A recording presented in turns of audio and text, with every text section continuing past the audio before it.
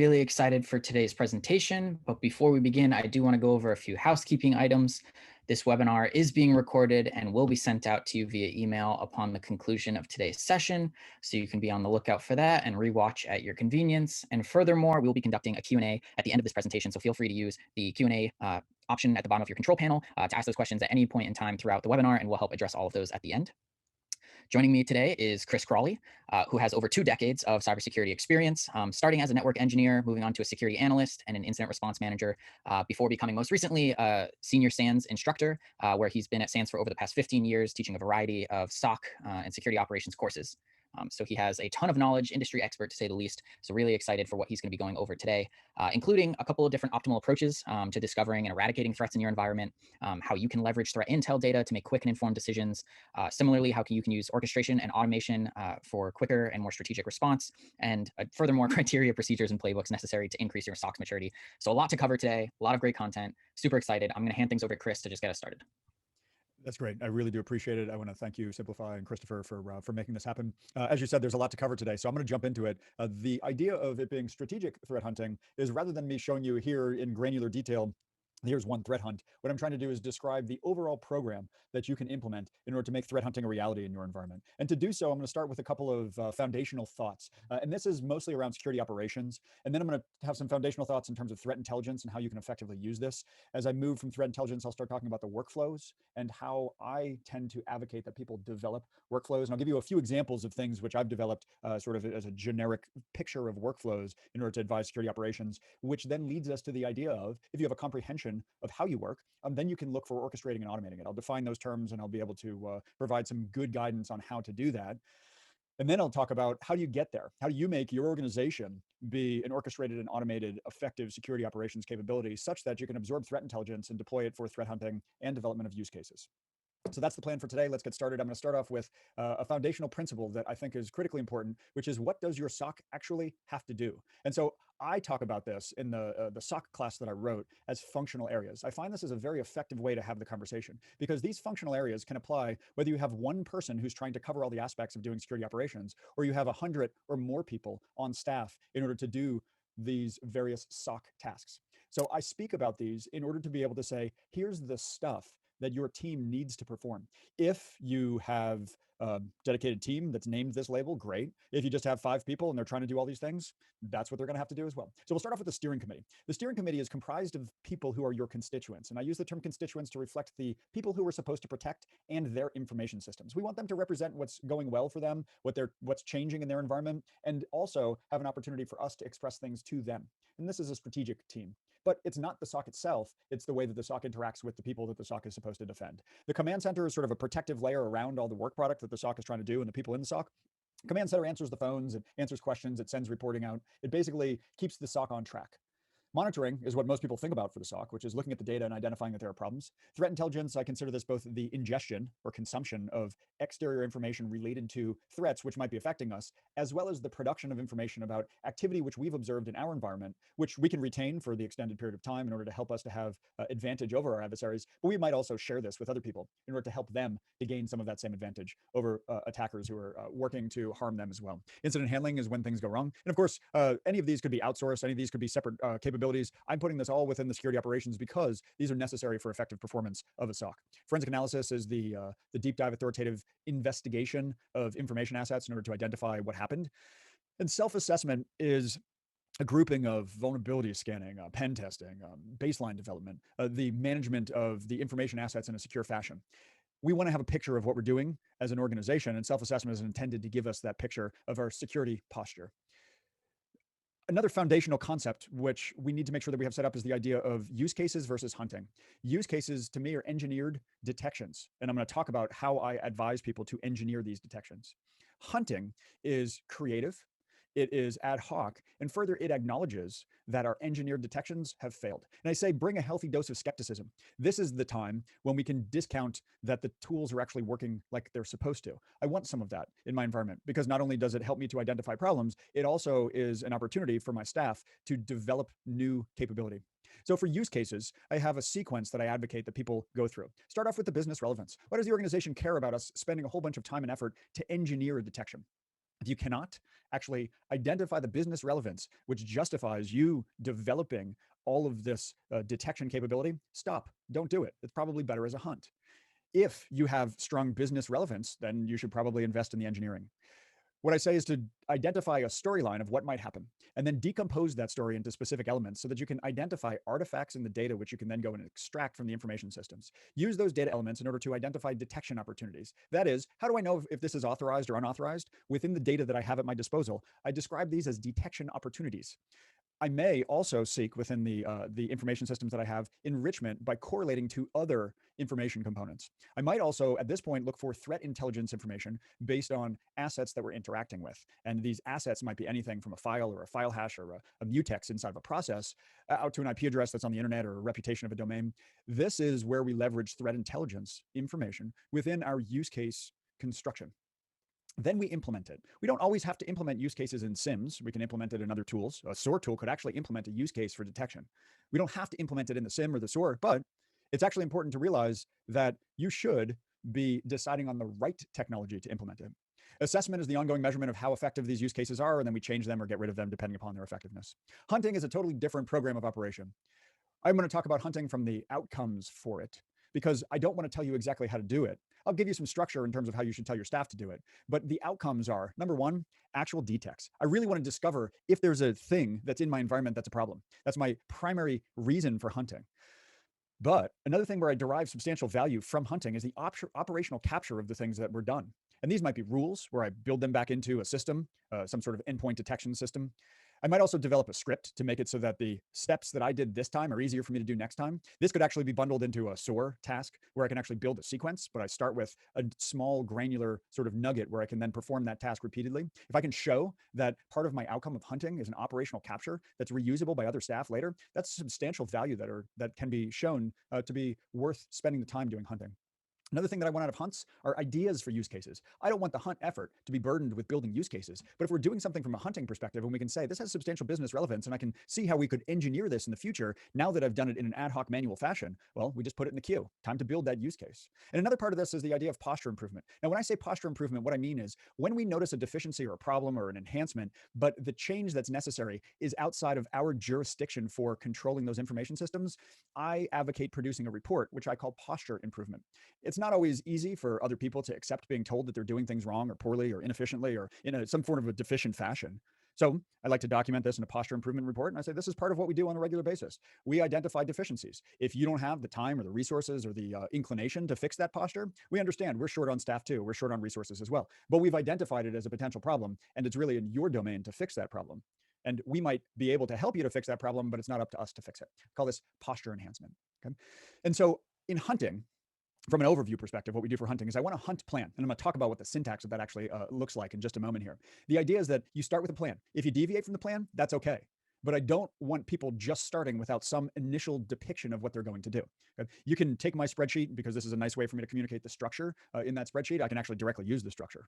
What I want to do is I want to minimize the administrative overhead of actually setting up a hunt and doing it by actually adding a little bit of administrative overhead to make it so that the person who's doing the hunt has broad latitude to do what they want to do during it. And so I have this sort of plan syntax where I talk about serial numbers. Why serial numbers for a hunt? Well, I want to capture what we do. And if you want to do the same hunt again, great. You've already documented it. I've reduced the administrative overhead and burden for you doing that. I talk about the name of what it is, why I'm doing this, what data I think that I'll need, how I'm going to collect it, what sort of analytical techniques I intend to use in terms of doing this hunt, and then references or where I got this idea. And this might be a threat intelligence bulletin that we saw online. This might be something where I talk about it and it's like, hey, Chris assigned this hunt to me and I really hate it. So I actually have this, I have this spreadsheet, and I'll provide a link at the end for resources for a bunch of these documents that I'm talking about inside of here that you can download them. And this is one of them. So I want broad latitude in order to change during the hunt, but I also want some thoughtful intention going into the hunt.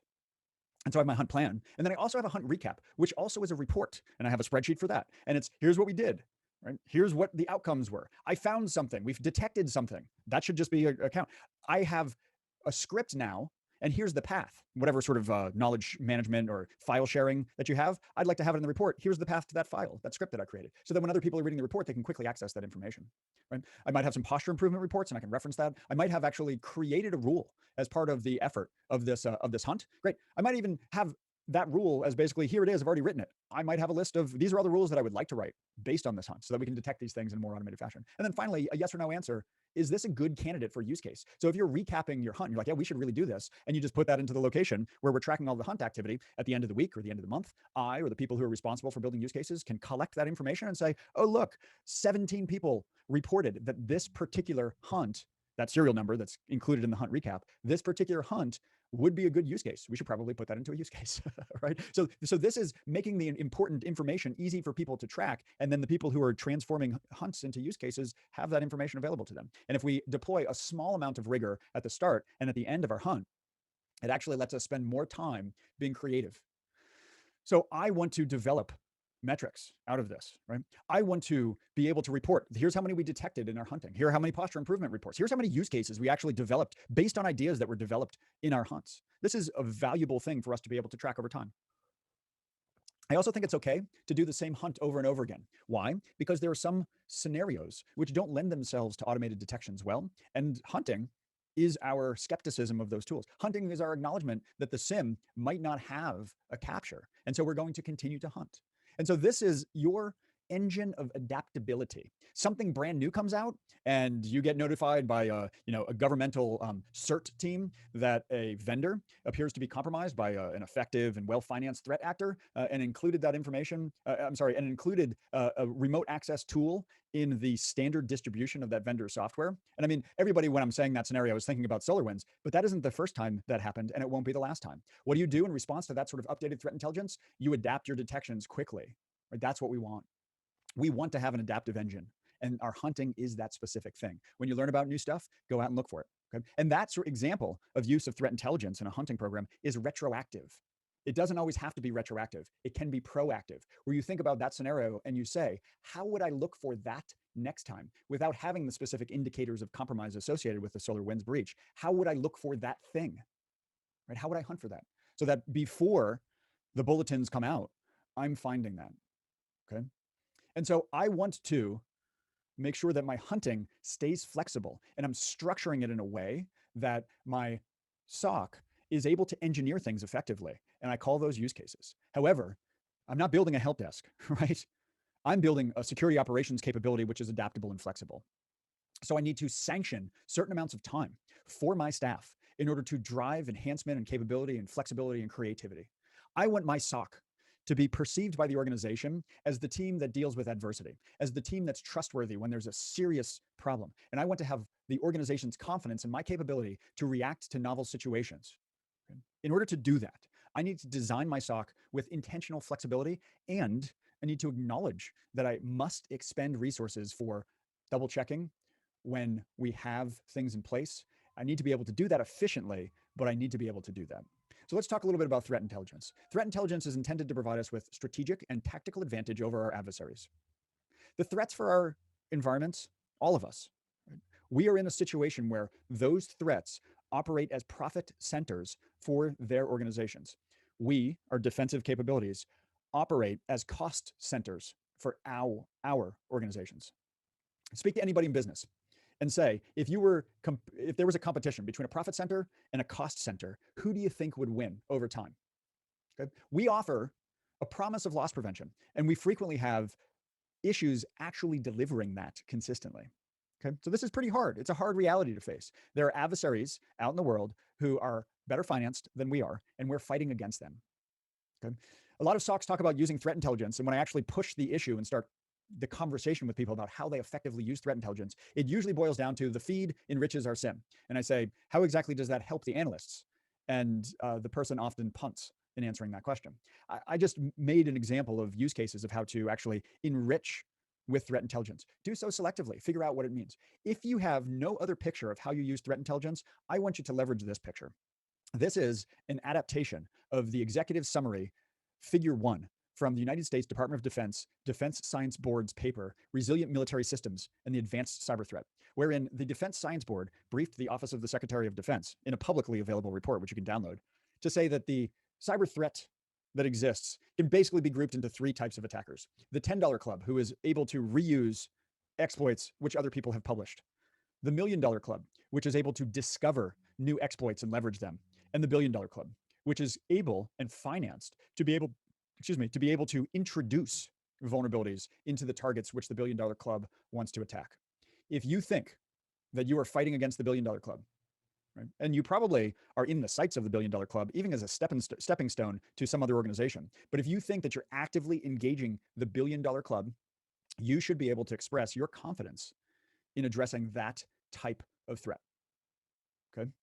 And this is at the bare minimum how you should converse about threat intelligence with key decision makers in your organization. And I'm going to talk about some other specific detailed ways to use threat intelligence here in a moment. I'm going to start with executive summary figure number 1. If you're not using this to convey the simplest depiction of threat intelligence to your key decision makers, please start using this. It's understandable. That's why it is the first figure in the executive summary of this DSB report. Additionally, when we start to go down in the weeds, which I don't advise you to do with key decision makers, you can use things like the MITRE attack framework. Very popular because it's an amazing resource. The MITRE attack framework talks about a number of different uses for its matrices, one of which is a defensive gap analysis, wherein you look at the identified techniques that adversaries can use, or behaviors, right, that adversaries can use, and you look to yourself and self-assess your confidence and your ability to identify, maybe even stop, these specific behaviors of the adversary. If you look at this defensive gap analysis, it looks like, for what it would look like for most people, there is not a lot of high confidence coverage. That's okay. This can help you in order to drive maturity. If you look at the threat actors who are specifically using behaviors which target your market sector, you can then crosswalk your defensive gap analysis, see where you are worst compared to where your adversaries tend to act, and then enhance those detection and responsive capabilities.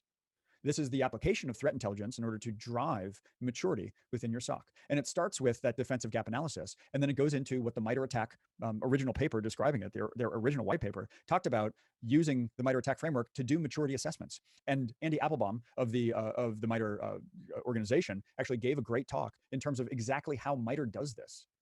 And it entailed doing a defensive gap analysis, crosswalking the weaknesses to adversary behaviors which are likely to be encountered, and then providing a roadmap of improvements specific to that SOC deployment. And so from a picture of how we apply threat intelligence, we want to think about the strategic aspect of this. From a strategy, can I reasonably expect my security operations center to engage the $10 club? I think that for absolutely everybody in the world, if you have funding which allows you to have a security operations center of some form, you should be engaging at the $10 club level. Can you engage at the $1 million club level? Probably, but you need to make most efficient uses of your resource in order to deal with adversaries who have the capability and the funding to come up with novel exploitation capability. And then are you dealing with the $1 billion club? The $1 billion club is the well-funded adversary who usually is a nation state level actor who is able to interdict supply chain in order to introduce vulnerabilities specifically to target you.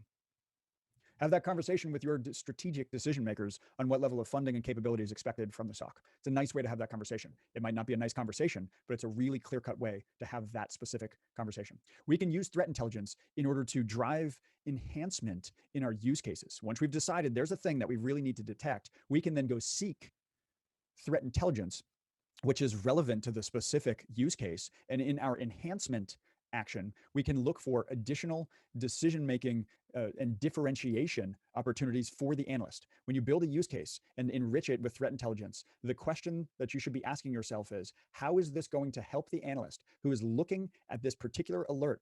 How is it going to help that analyst understand whether this is a false positive or something which warrants continued investigation?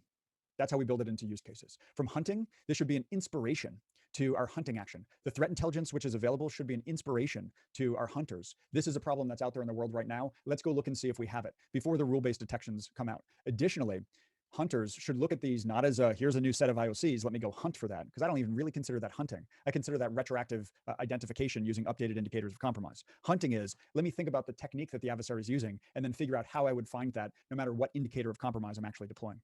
And from a business perspective, I'd ask you the question, do you consistently offer threat intelligence as a product to your business? Are you talking about mergers and acquisitions with the mergers and acquisition folks prior to them announcing that they're going to merge or buy a company, merge with or buy a company? Are you providing competitive analysis in the marketplace using threat intelligence? Because those competitors might actually be targeting you and collecting information on your organization as a competitive advantage using open source intelligence in order to do so. So as I think about work in the SOC, I think about developing an overall program of operations. And I use the generic term workflow to describe all of this activity. The security orchestration and automation tool, one very effective way to deploy this tool is to glue together technologies. And I'll talk about this specifically in terms of orchestration in a moment, but it is to glue together technologies which don't directly already communicate with one another. In order to talk about this, I would like to understand how we work before I start trying to glue stuff together. Ultimately, I would like to be able to map all of my procedures, my technology, my staff, the inputs from one process to another, and the expected outputs. If I can begin to map that capability, then I can begin to actually gain full leverage in an orchestration and automation tool. It also drives maturity within my SOC.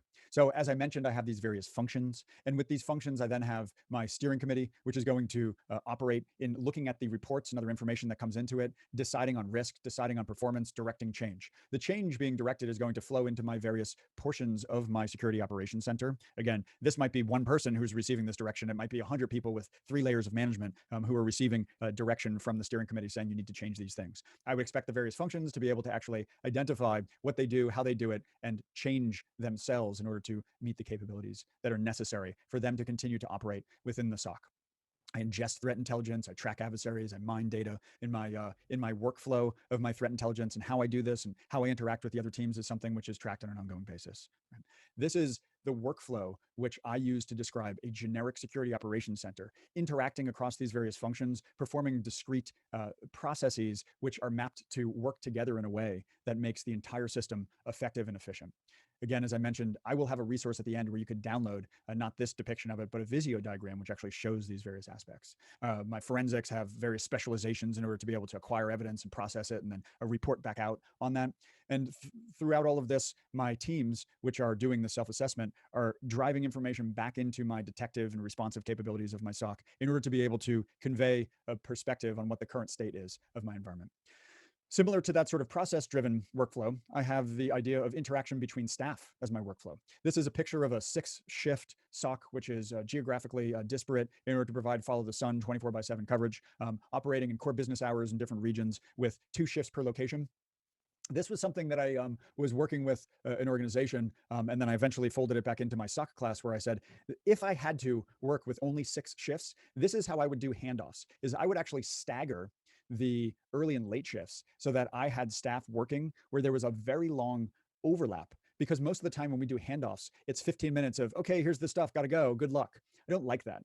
I don't think that that's efficient. I don't think that it's effective. I would rather have an extended period of time where I'm able to have 2 people working together in order to facilitate the handoff. And what this does is it actually creates multiple pairs of people in order to facilitate handoffs. This is another aspect of workflow that I think is really important to consider how your SOC is going to run.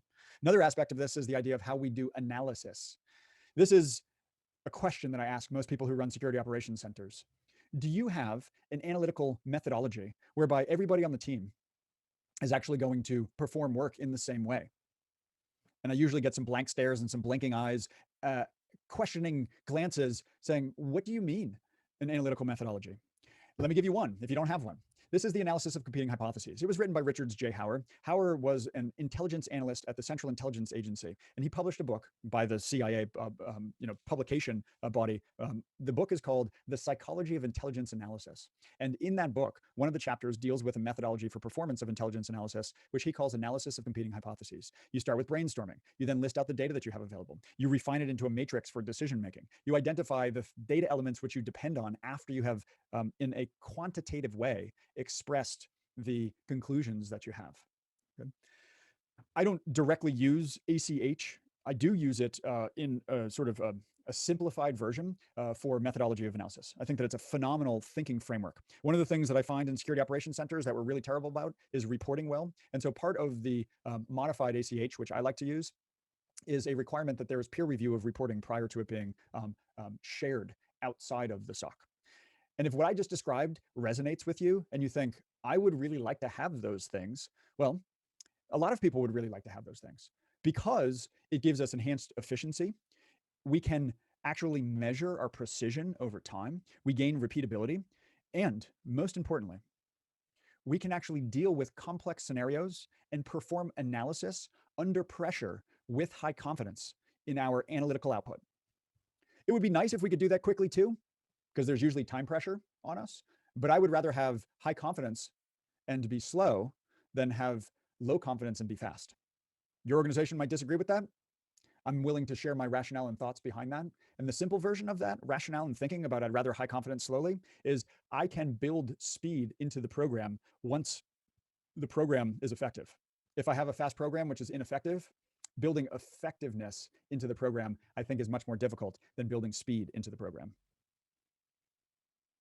Okay, so this is how I want to approach this. I frequently will consider the orchestration and automation tools in order to help me to accomplish all of these things. So let's talk about what orchestration and automation actually are. The idea of orchestration, and the definition, which I took from Wikipedia because it's a nice place as a basis for definitions, is orchestration is the automated configuration, coordination, and management of computer systems and software. And so in security operations, we tend to focus on the coordination between various systems, right? And the software and applications and data sets that are running on those systems. So the use that we most commonly employ for orchestration is actually to make it so that we have different systems working in a coordinated fashion. Automation is, by definition, a process or procedure that is performed with minimum human assistance. And so we usually talk about automating specific steps of a procedure for circumstances that are defined that we'd like to do.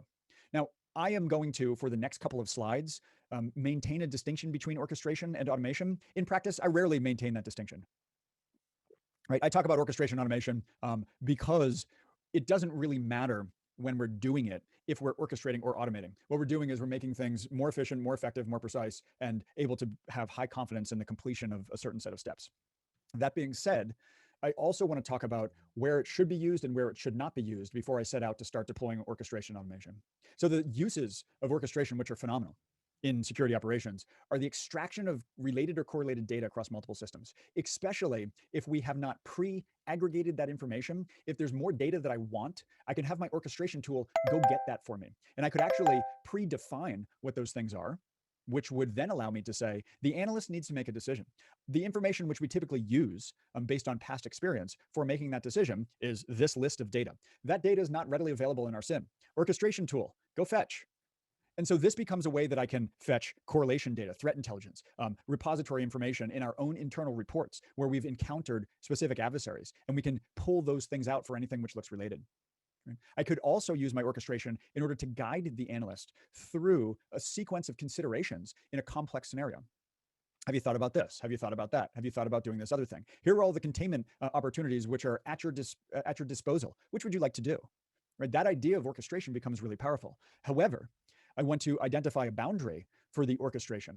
I don't want the orchestration tool specifically responsible for synthesizing the information collected and coming up with a conclusion. That's why I have analysts. The task to support that synthesis can be orchestrated. The synthesis and analysis, not directly orchestrated.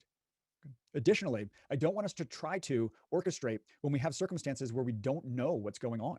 Before we've decided that, yes, this is a really good match to that specific pattern, we shouldn't try to deploy orchestration for that. I should spend more time in a manual basis learning in order to decide which scenario this is most like. And another part of this is I may be doing something with my orchestration tool which is illegal. Now, some people are like, how could you, what do you mean? Well, what about moving data out of one jurisdiction into another jurisdiction where it is not legally permissible to do so?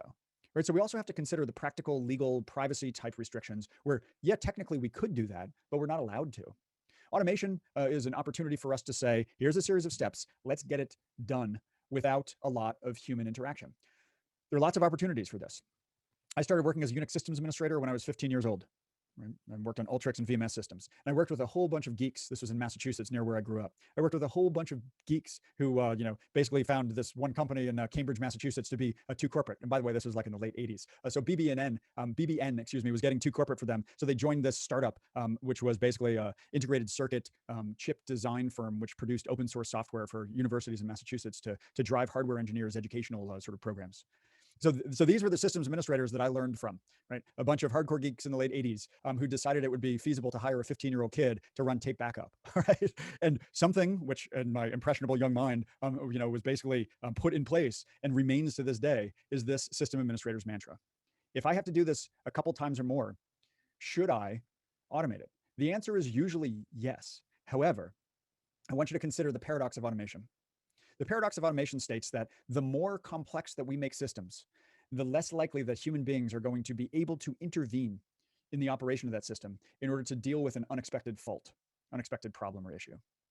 Okay, so lots of scary examples abound, but I really want you to think about this. If you automate the system so much, you effectively lose intervention control. They've made movies about this. We've had real life terrible scenarios where people have gotten hurt or killed because the automation ran amok. And so for my automation boundaries, I think about this is when I don't want to automate stuff. If I do not have clearly defined parameters of accuracy, success, or things to avoid, I probably shouldn't automate that whole thing. If my IT operational procedures are not well defined, I shouldn't automate it. If my continuity of operations and the techniques available to me to recover when there's a problem, which my automation might have introduced, I don't want to automate. If I can't show that I could successfully recover from an issue, I probably shouldn't start automating there. And if the technology that I'm dealing with is a newly acquired technology or I don't understand how it works, I shouldn't start by automating it. And these are things which hearing it from me in this context probably makes sense. Actually preserving those boundaries when people are pressuring you to automate stuff is a harder task to do. So I'm going to talk about the strategy of deploying SOAR and some tactical examples of this. First thing is I want to have an understanding of my workflow. That's why I spent a bunch of time talking about what workflow looks like. I want you to have an understanding, maybe not as granular a picture as I have available for some of those, but an understanding of your workflow. Additionally, your own DevSecOps flow. I want you to be able to say, here's where we develop stuff, here's where we test it, and then here's how we promote it to production. If you don't have that, I don't think that you should be actually saying that you're going to deploy SOAR. Why? Because you're not deploying it in a mature fashion. The SOAR deployment project might actually be incentive to build that capability. Okay? And so that deployment or implementation aspect, you might end up with a couple internal people deploying this. You might also, in a very externally motivated organization, I think that this would be an appropriate approach to this, get a third party to assist you with the deployment. Why? Because an externally motivated organization, and I'm using that term in the context of Geert Hofstede's organizational cultural dimensions. So if you want to know more about what I'm talking about there, but the short version of it is some organizations only listen to advice when an exterior party tells them that that's what they should do. If you are a very externally motivated organization overall, you should probably have an implementation team for your SOAR that is outside because your internal parties will be more likely to listen to that direction. In terms of your DevSecOps, what I mean by that is I want you to have a strategic imperative to be mature in the way that you deploy things. That is, I would rather you have a slow developing capability that will allow you to go fast later. If you don't have a plan for development, quality assurance, and deployment, whatever you want to call that, if you want to use an agile framework, it doesn't matter to me. However you do this, I want it to be defined and I want it to be followed. Okay? Fix that problem. And this is a combination of a strategic imperative with a tactical implementation. And so our tactical deployment of SOAR is us deciding on specific procedures, which we understand what success looks like and what failure looks like. We understand what things to avoid. We talk to the staff who commonly do these things. We look for circumstances where precision is necessary. And I want you to think about deploying one SOAR task into your testing environment, scrutinize it aggressively, and then publish it to production. In order to do this, I approach this from the ACH perspective. Do a brainstorm of everything that you do, even if they're not documented procedures, a brainstorm of absolutely everything that you do. And then go through and identify the specificity of, do you expect people to follow the steps exactly, or am I just going to give them sort of general objectives and expect them to do the details on their own? If I'm expecting them to just take some general objectives and do the details on their own, it's probably not a good candidate at first for our orchestration automation. Sub-steps therein might be good. So once we identify good candidates for our deployment of orchestration automation, and we are able to articulate what level of specification that we want for each of those procedures, we work out the very detailed flow of the sequence of exactly what we want to automate, and then we set about deploying that. And so this then becomes the ultimate aggregation of all of these disparate steps where we can identify which parts of our flow are automated, which parts require human action. And we're able to then show at a programmatic view how we work. If you can describe your workflow in this fashion, you are probably well on your way to be able to deploy an orchestration automation tool. I mentioned that I would share a resource page. It's this one on this particular slide, soc-class.com/res, short for resources. So I just want to recap here with my key takeaways. You need both use cases in hunting. This is engineering and adaptability. You need threat intelligence in order to provide guidance on what we're fighting against. You may do this retroactively, shift into doing it predictively. Our defined workflows help us to understand our own capability and then drives us to become more automated and orchestrated in our deployment efforts. If you want to effectively deploy a SOAR tool, consider what you do, consider opportunities for that deployment, and look for places where you can augment the analyst capability and do things at a higher level of efficiency and precision, but than the analyst. But please don't expect that SOAR tool to get rid of the analyst. So that was a quick tour on my thoughts on strategic threat hunting with SOAR and using threat intelligence. Christopher, were there any questions that came in during the talk? Awesome. Thank you so much, Chris, for that presentation. I know that was a lot of information. As mentioned, we'll jump into the Q&A now. So you can use the control panel at the bottom of your screen to ask those questions at any point in time. But just getting started with a few of the questions that came in. Our playbooks are defined for our procedures for staff. Why do I need to still put specifics in, as you mentioned? Okay, so if you have playbooks which are already defined, right? I'm talking about not putting specifics into the procedure. I'm talking about the idea of expressing to the staff members what level of specificity I expect them to actually work with. I mentioned my 3 different levels of specificity, exact steps to follow. Steps plus some specific details are just sort of a general set of instructions. I have the experience of writing procedures or playbooks or workflows for lots of different types of organizations. Some staff only want to follow exact steps. If I'm telling them they have to think and do sort of general sort of objectives and fill in the details and gaps, I expect them to be able to